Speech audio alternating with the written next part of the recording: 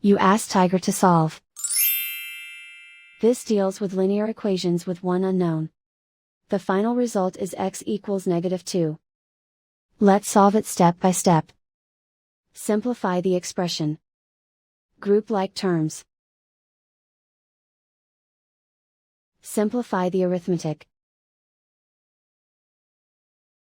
Group all constants on the right side of the equation. Add 10 to both sides. Simplify the arithmetic.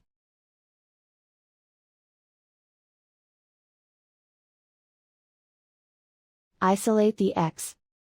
Divide both sides by -5. Cancel out the negatives. Simplify the fraction.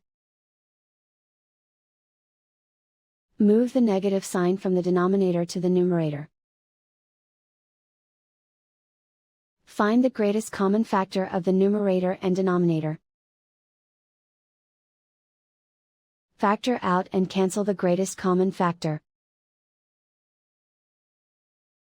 And so the final result is x equals -2.